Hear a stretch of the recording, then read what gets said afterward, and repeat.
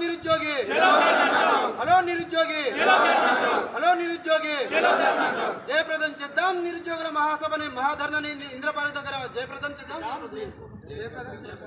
చేద్దాం ఇంద్రపార్క్ ధర్నాని జయప్రదం చేద్దాం ఇంద్రపార్క్ మహాధర్నాని జయప్రదం చేద్దాం మహాధర్నాని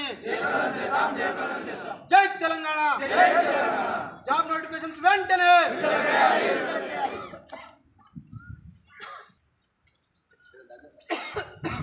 जोहार विद्यार्थी हमारा वीरुలకు जोहार विद्यार्थी हमारा वीरुలకు విద్యార్థుల రక్తము చిందని పోరేలేదు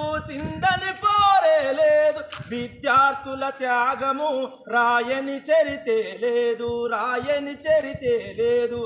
అనే విధంగా ప్రపంచంలో ఏ దేశంలో చూసుకున్నా ఏ మూలన చూసుకున్నా కూడా ప్రజాస్వామిక హక్కుల కోసం కొట్లాడేటువంటి ముందు వరుసలో ఉండేటువంటి వాళ్ళు విద్యార్థులు.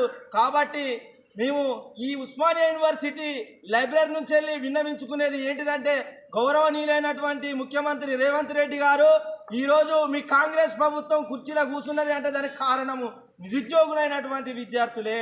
గత 10 ఏళ్లలో కేసీఆర్ గారి ప్రభుత్వం పైన ఉద్యోగ నోటిఫికేషన్స్ లేవు కాబట్టి కనీసం యూనివర్సిటీలలో చదువుకున్నటువంటి విద్యార్థులైనటువంటి పురుషులకు కావచ్చు మహిళలకు కావచ్చు పెళ్లిలైనటువంటి కానటువంటి దౌర్భాగ్య పరిస్థితి తెలంగాణలో ఉన్నది. కాబట్టి కాంగ్రెస్ కుర్చీ కోసం ఆరాటపడ్డ వాళ్ళు విద్యార్థి నిరుద్యోగులు. కాబట్టి ఈ విద్యార్థుల నిరుద్యోగుల కృషి ఫలితంగా ఏర్పడినటువంటి కాంగ్రెస్ ప్రభుత్వానికి ఒకటే విన్నవించుకుంటున్నాం.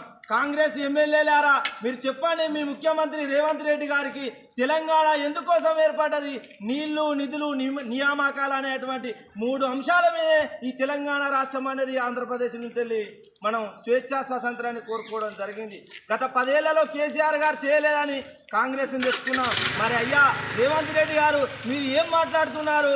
కనీసము ఒక రాష్ట్ర ముఖ్యమంత్రిగా ఉండి కూడా కనీసం పార్లమెంట్ లాంగ్వేజ్ కూడా మాట్లాడలేనటువంటి దౌర్భాగ్య పరిస్థితి ఇలా తెలంగాణ రాష్ట్రానికి ఎందుకు పట్టిందని మేము ఇలా ఉస్మానియా విద్యార్థులుగా ప్రశ్నిస్తూ ఉన్నాం.